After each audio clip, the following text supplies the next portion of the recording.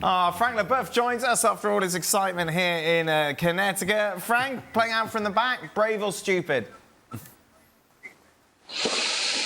Well, when you miss it and you concede a goal, you look stupid, that's for sure. That's what it is, and that's a fact. And I'm not sure, in contrary of what Enzo Maresca says, that it's proven that if you build from the back, you're going to score more goals than if you don't. I'm not a fan of it. I understand that you want to keep the ball and tire the opponent and not give a ball away too easily, but it's a risk. And sometimes it's too much of a risk for me, especially from goalkeepers and centre-backs. And I would have a hard time to try to get that risk, but I belong to another era, I guess. What about the risk, Stevie? I know, but the reward? I don't go along with it that you're going to get more goals by playing out the back than you're going to lose. I just don't go along with that at all. At the end of the day, it's down to an individual making a bad decision or making a bad pass. Just generally somebody making a mistake. And if you're going to make mistakes, I'm sorry, as a coach, I don't want you making mistakes in your own penalty box, trying to make a pass. So I'm with Frank. I don't go along with this. You're certainly not going to score more goals than you're going to lose. I mean, how many times do we see teams going from the back all the way up to the front and scoring? I mean, it's very, very rare. There's more goals that are let in by teams overdoing it, playing out the back, in my humble opinion. Dinosaur Stevie strikes again. Well, then I'll be Dinosaur Alejandro to strike once. Welcome. Well, what a world this is. I do think that it depends on the personnel that you have available and what makes up your team and what's the personality of your team. And so if you have center backs and outside backs that are good with their feet and a goalkeeper that feels comfortable with the ball in their feet, yeah, that's part of your makeup, that's part of your identity, then go ahead and play out of the back because it is what you do. But when you try to force a coaching philosophy into a group of players that are not quite nearly as comfortable with the ball in their feet, now you're asking for trouble because now you're asking players to do something that doesn't come natural to them, that is not instinct to them, it's something that is forced upon them. And that's when mistakes happen. So in that regard, I would say, to your original question, brave or stupid, if you don't have the personnel to do it, then by definition it is stupid. But this is what pre-season's about, though, Frank. Learning from your mistakes, building a culture together to play out from the back. That's another thing. A game like that, it's like a training session, and they have the right to try, and Enzo Maresca has the right to ask the players to try like that in order to see if it works. But as the guy said, if it doesn't work, you have to be ready. You have to be ready to change your mind and say, okay, with the player that I have, the individual that I have at the back, we're not capable of doing it, so we're going to play a little bit further up. But yeah, it's a training session. It's a pre-season. Try whatever you want. That's going to be the first day of the Premier League that we're going to judge. Firstly, how's your summer been? The summer or pre-season? Yeah. Well, how's your summer? Did you get a good break? Yeah, it was probably one of the longest breaks I've had. Obviously, not going to the Euros, so I had a lot of downtime and time to prepare for this season. I guess pros and cons in that. As you say, you've had a good break, but I'm guessing you would have wanted to be part of the Euros ideally. No, of course I wanted to go to the Euros, but it was up to the manager, and I accepted his decision, and then I had time off to go away and reflect and come back this season. Did you feel you'd done enough to prove yourself fitness-wise, or did you just kind of run out of time with the injury and getting back at the end of the season? No, I think it was tough. It was always going to be a gamble because I came back with very few games to go. But I don't know. It depends which side of the coin you look at. I think there was a chance I could have went, and there was a good chance that I didn't go as well. You're obviously going to have a longer sort of pre-season than most, given the ban you've got. I mean, how does that kind of change your preparation? I guess the positives, you've got a really long period to get yourself sort of totally right for when you can play. Yeah, I think it's definitely a longer break and a longer pre-season. It's just more training, I guess, and getting more work into my legs to make sure that when I do step out for the first time, I'm in a good place. Mm. And I mean, do you feel in a place now where you can sort of trust your body again, or are you still sort of psychologically a bit kind of concerns? No, I feel like I know I've overcome that now. You know, there was times before where I would think, can I do this, can I do that?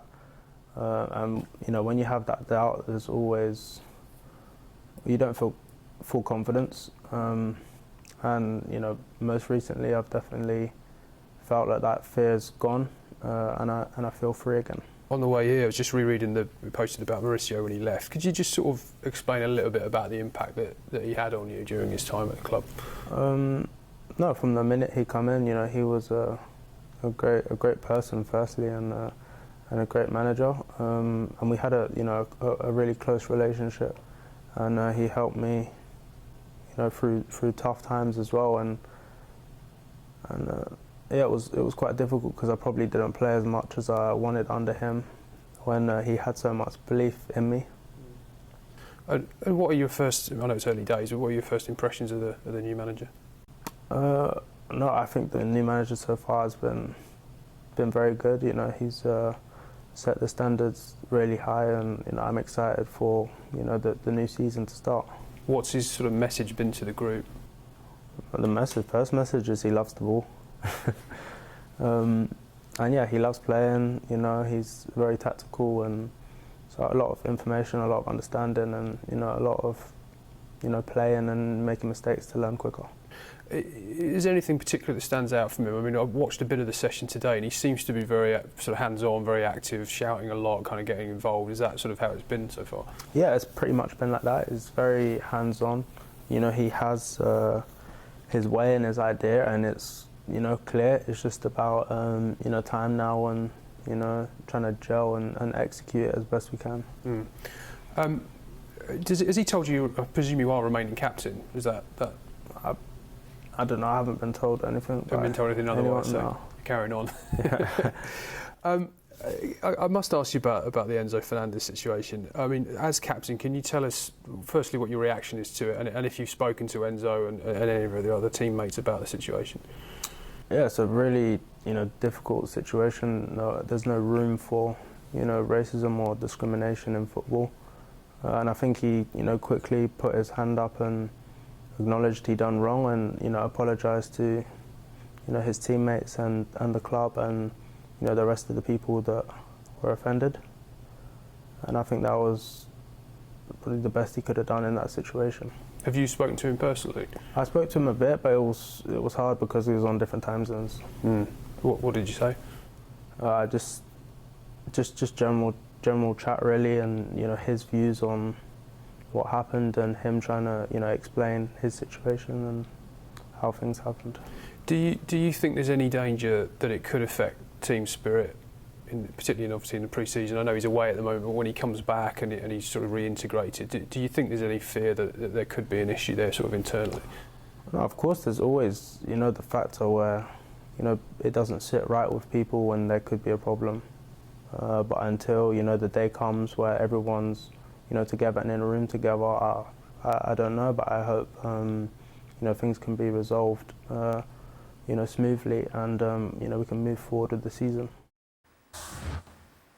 Frank Leboeuf with us, obviously Reece James answering the tough questions about Enzo Fernandez and obviously what happened to him in those celebrations when Argentina won the Copa, Frank. This is something that Chelsea will be very keen to get the team together and make sure they are together on the same page moving forward. Yeah, that's the fairy tale. But to be frank, I think it's going to be a big task for everybody, the coach, the captain, and the board, to erase what happened. And nothing good can come out of this problem. And I guess there will be some repercussion. I don't see the French players completely forgiving Enzo Fernandez in a way that what he says is what he said, or what he sang is what he sang, and I guess he knew what he was singing. Apologizing is a good thing, but it doesn't erase what he was saying, because I guess he exactly knew what he was saying, and that's sad. That's very sad, because if he's not that type of guy, that's even more stupid. So again, it's going to be doable to work together, but it's going to be almost impossible to erase it from the back of the head of some French player. Meanwhile, focusing on Reece James, Stevie, obviously another frustrating season with injuries last year.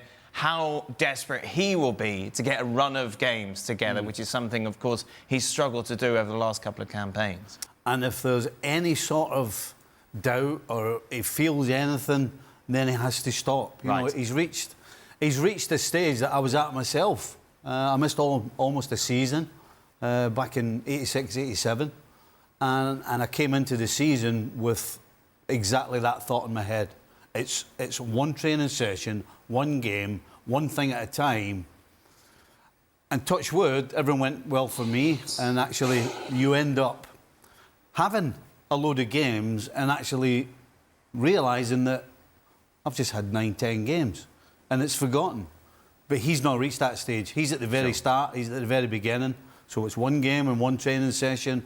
Every single time he steps out on a piece of grass to train or play, take it easy. And every training session and every game helps, in a sense, for him to regain trust. Because what he has to do is trust his body.